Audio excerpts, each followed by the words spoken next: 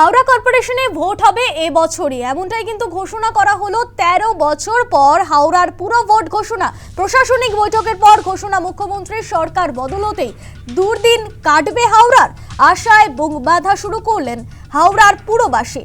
হাওড়া কর্পোরেশনে 13 বছর পর পুরো ভোট ঘোষণা করা হলো।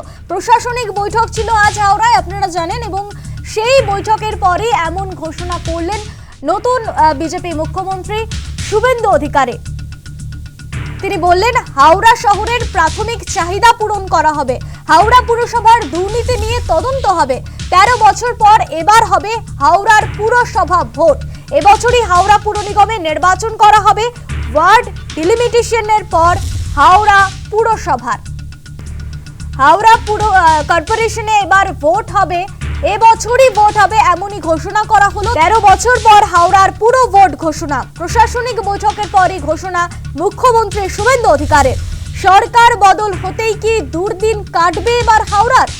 আশায় বুক বাঁধা শুরু করেছেন হাওড়ার পুরবাসী।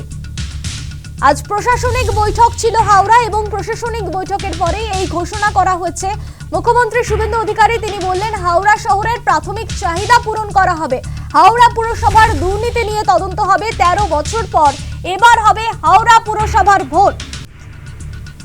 প্রশাসনিক বৈঠকের পর সাংবাদিকদের মুখোমুখি হয়ে কি বলেছেন মুখ্যমন্ত্রী শুভেন্দু অধিকারী, শোনাবো আপনাদের।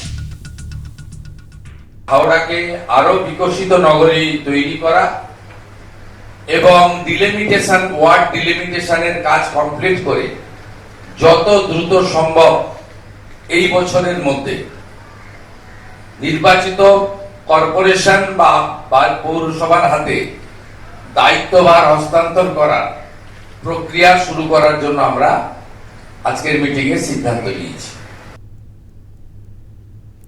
আপনাদের শোনালাম হাওড়া প্রশাসনিক বৈঠকের পর আজ মুখ্যমন্ত্রী শুভেন্দু অধিকারী তিনি বলেছেন যে এবছরই হাওড়া পুর নিগমে নির্বাচন করা হবে। মুখ্যমন্ত্রীর এই সিদ্ধান্তের পর হাওড়ার পুরবাসী কি বলছেন, শোনাবো আপনাদের।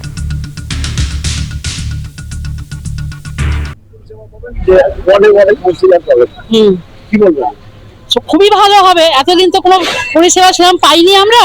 কেন আমাদের বাড়ির সামনে জল জমে যায়, প্রচুর জল বেরোয় না, অনেক দিন জল জমে থাকে, নর্দমা পরিষ্কার হয় না। বড় বড় আমাদের বাড়ির পাশে বড় ড্রেন, সেই ড্রেনে ময়লা জমে থাকে, ময়লা ওঠে না, দীর্ঘদিন ধরে রাস্তাঘাটে নোংরাও থাকে, এই আর কি। বাংলার কর্পোরেশন ইলেকশন বালিও হবে এবছরের মধ্যে, একদম নির্বাচন হয়নি। কিভাবে দেখছেন, কিভাবে ভাবছেন বিষয়টা? আগে কি অসুবিধা হতো? আগে নোংরা ছিল, অনেক জায়গায় নোংরা ছিল, এইসব তো পরিষ্কার চাই। পাবলিককে কি চাই? পরিষ্কার চাই, ঠিক মতন থাকা চাই, এইসব তো চাই, আর তো কিছু নেই। জেলা প্রশাসনের সঙ্গে মিটিংয়ে সিদ্ধান্ত হয়েছে এবছরের মধ্যে হাওড়া কর্পোরেশন এবং বালি নির্বাচন হবে। কিভাবে দেখছেন? এখন সব জিনিসই চেঞ্জ হচ্ছে, নতুন নতুন জিনিস আছে, সবাই চাইছে কিছু ভালো হোক। আর কি, আগে যা হয়েছে হয়েছে, এখন যা আর বেটার হতে পারে। কর্পোরেশন নির্বাচন তো দীর্ঘদিন হয়নি। হ্যাঁ, এবারে কিভাবে দেখছেন? এলাকায় এলাকায় কাউন্সিলর ছিল না, হ্যাঁ, এবারে সেটা হবে, এটা কিভাবে দেখছেন?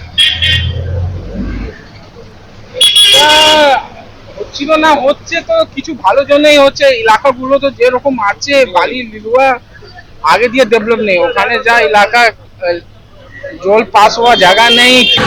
জেলা প্রশাসনের এবং হাওড়া হচ্ছে হাওড়া কর্পোরেশন প্লাস বালি, কি বলবেন? হ্যাঁ হ্যাঁ, আশা করছি আমরা ওইটা। কি বলুন সেটা? ওই কর্পোরেশন নির্বাচন। আপনার কি অসুবিধা হবে? সুবিধা হবে, অসুবিধা সুবিধা হবে। এত বছর তো কোনো নির্বাচন নেই, অসুবিধা হচ্ছিল ড্রেন পরিষ্কার হচ্ছে না, কোনো পরিষেবাই পাচ্ছি না হাওড়া। এটা হলে কি, এইটা হলে আমরা মানে আমাদের পক্ষে ভালো হয় পাবলিকের।